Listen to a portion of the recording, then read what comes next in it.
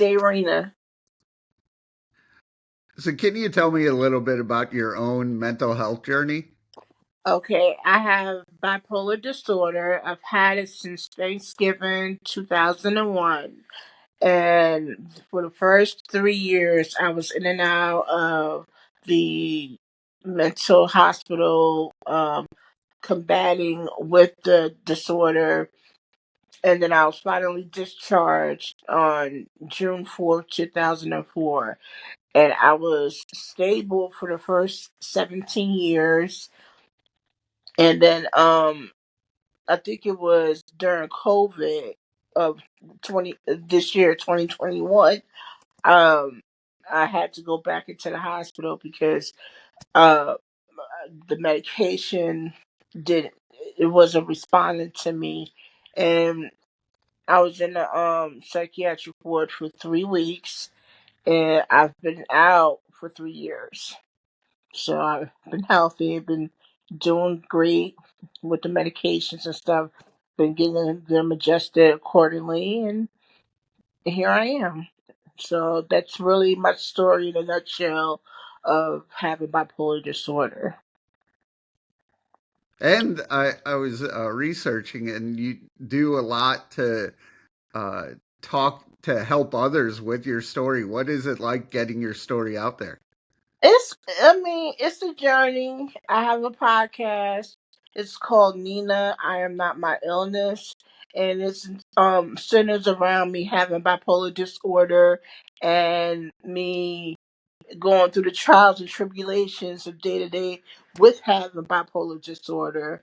And what I teach my audience is to go and get the help that you need, and go and get your medications calibrated when you need to.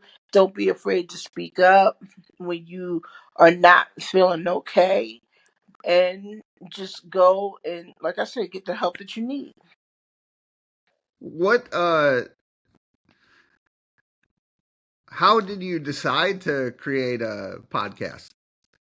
Well, I thought it was necessary to come up with the podcast because a lot of people are coming out with diagnosis with bipolar disorder, PTSD, schizophrenia, things like that, and they don't have a space, not a space. They don't. There's not enough podcasts where people are talking about this topic.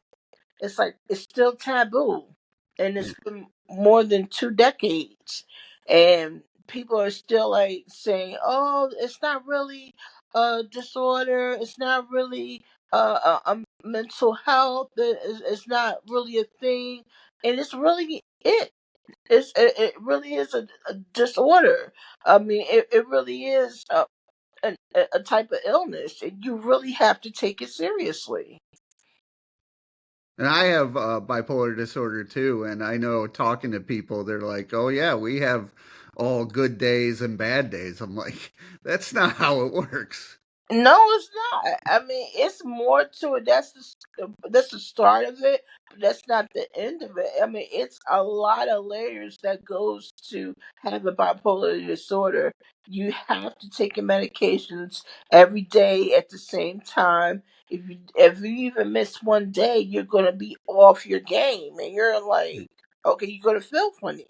And I've been there before, and even people who are new to having the mental illness, they'll say, "Oh well, I feel better. I don't need to take the medication." It doesn't stop like that. It's not like having a common cold where you take the Yes. medication and then you feel better, you stop. No, you have to take this forever. That's it. And this is not like the end all be all when you have a mental illness. It means that this is something that's a part of you, and you have to embrace it. If you don't, it's going to consume you and make you do things that you're not supposed to do. There are people out there who are not being diagnosed or not taking their medications, and they're doing things that they're not supposed to be doing. And they're acting out of sorts, and they're being a danger to themselves, and they're being a danger to society, and that's not good. I mean, a lot of lives are being affected because they're not. There's people out there that are not taking care of themselves when it comes to the mental illness. Yeah, for me, I the big thing why I do this is I like hearing people's stories and I could relate to it more than, people saying tips and all that. Do you see that as the same? Yeah, I see that as the same thing. I love doing this too because I love people when they say, "Oh, I want to come on to your show because I want to spread I want to talk about my story about having a mental illness, or I want to tell people I have a platform I want to share and what have you. I want to share it on your show." I'm like, sure, let's do it. I have people that are actually um hitting me up on, it's this thing called Matchmaker.fm, and they match people up with that have different podcasts. They say, "Hey, I want to come on your show. What do you think about this topic?" And we can share it. Does it correlate to what you have? And 9 times out of 10, it is. And I'm like, okay, let's do it. I have no problem interviewing people. I have no problem being interviewed. We have to keep spreading the word. We have to combat this thing called mental illness and make sure that people understand that it's not going to go away. No. It's not going to go away. It's here. I mean, people who think that, oh, you only get it um you don't get it, or it only affects a certain type of person. It doesn't care who you are. It doesn't care about your race, your sexuality. It don't care where you come from. If it's going to affect you, it's going to affect you. You know what I'm saying? So you have to deal with it, or it's going to deal with you. How important is it to have a strong support system when going through a mental illness? Yeah. You have to. You have to have a strong support system. I thank God for my support system. I thank God for my husband and children. I thank God for my mom because I keep her in the loop of what's going on with me. And you have to have your tribe. You have to have your tribe. That's your support system. You have to have people that's going to be there for you and that's going to back you up, that's going to be there through the journey, that's not going to be there and just say, "Oh well, I don't want to be around that. I don't want to catch what she has." It's not like it's not like something that you catch from a person. It's something that it's. I mean, it's going to affect you one way or another.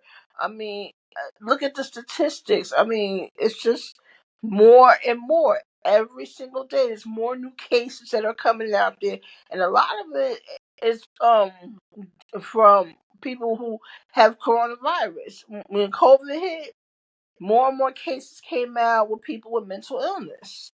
So the two go hand in hand. Yeah, what were the challenges you faced during COVID? My challenges during COVID were, I felt like I didn't have a voice. I had no one was checking up on me and my family to see how I was feeling, how I was doing. And I'm like, it just felt like I had nobody that was checking on me. That's really what the thing was. I said no one called, no one was like, "Hey, David, are you okay? Do you need anything?" Yada yada. So I felt like I was lashing out on my family, and it got so bad that they wanted to sue me, and I was just like, "Oh God." And we're still trying to put the pieces together and stuff. You know what I mean? And try to get the family together. But it just seems like certain people in my family don't want to be around me, but it's okay. I mean, I can't change your mind. I can't change how you think about me and how you view me. Because even before all of that went down, it was always um situations where certain family members didn't want to be around me because of how I how who I was as far as having bipolar disorder. And even when I had it, they said, "Oh, they want to label me and stuff." I don't like labels. Don't label me. I'm still Darina, no matter what. So don't label me and say, "Oh, she has bipolar disorder." You know what I mean? Like, come on. Right. You know better than anybody else. That when it happens to you, don't say I didn't warn you, because it's going to happen one way or another. And I try to tell a family member, I said, listen, it happened. I didn't inherit on the bipolar disorder just on my father's side of the family. It's on both my mom and my father's side of the family. It's a couple of relatives, you know what I mean, that they have it, but they don't want to admit that they have it. I know they have it, but they don't want to admit that they have it. So I'm like, okay, you don't want to own it? That's on you. So what can you do? What do you do to help your own mental health? The only thing I do at this point is I make sure that I take my medications every single day on time. I tell my husband every night when I take my medications, I tell him the time that I take it, so he's aware of it that I took the medication. I'll say, "Honey, I took my meds at 9 o'clock. Took my meds at 9:02. Took my bed." You know, so I let him know every day, and I've been doing that since I came home from the hospital. He said, "Okay, good." So, and as far as that, I it helps me to keep myself abreast of what's going on, and then I can sleep better at night. And I try to make sure that I eat the right foods, because you don't want to eat like junk food all the time. Yeah. You got to eat healthy when you have a mental disorder. And that's very important, eating healthy. And I gotta start taking my own advice, because certain times I eat a lot of sugary stuff and it's not good. So, but eating healthy is definitely the way to go. And taking your medications when you're supposed to take it is definitely the way to go. Can you tell me a little bit about your shoe line? Oh, my shoe line! I came out with these sneakers called Deena J's. I just designed them. It's a prototype. They're they are made in Italy. They're $219, pink and white. I have to get the soles adjusted because they were a little bit tight, but they're pretty fly sneakers. So make sure you pick up your pair of sneakers and tell everybody about them, because they are really really nice. I've been getting really nice responses from people. They're like, "Oh, these sneakers are nice," and blah blah blah. So yeah, I designed the sneakers before the summer hit in June. So that's like 3 months ago. I think I'm gonna come out with a pair of shoes now. That's the my next line. So How does it feel to showcase your creativity? it feels great. I'm like, I'm living out my dreams and thinking outside the box. I think it's really, really great that I could do these things.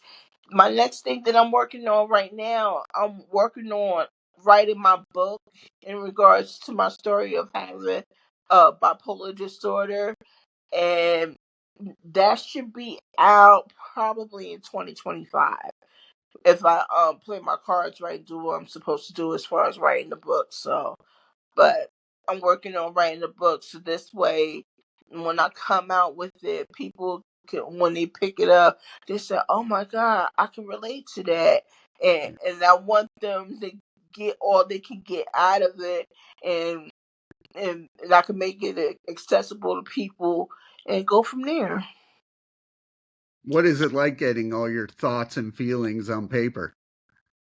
It feels good because it's like I'm writing, and I'm like, it feels liberating to write down the thoughts, and I'm saying to myself, okay, this is what all that I've been through, and I'm writing down like now, and I'm trying to think back all that I've achieved or all that I've triumphant, and I I write it down. I'm like, oh, I went through that.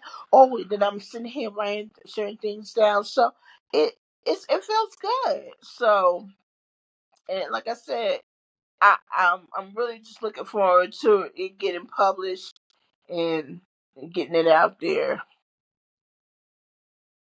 Where do you want to see your mental health mission, say, in the next 3 to 5 years? I want to see my mental health mission. Like I want to get on stage and start speaking about my journey in the next 3 to 5 years, and hopefully have people come out and see me and they say, "Oh my God, she talked about all her trials and the tribulations of having bipolar disorder. She has went through this. Oh, I went through that too. So she understands where we're coming from. So it's like she's speaking my language. So I want to see myself being on stages, speaking domestically and maybe internationally at some point. How can people reach out to you? People can reach out to me via email at darena2002 at yahoo.com. You can also reach me on Matchmaker for Nina, I'm Not My Illness. And you can reach me on Instagram at Darena J. And I'll be more than happy to work with you.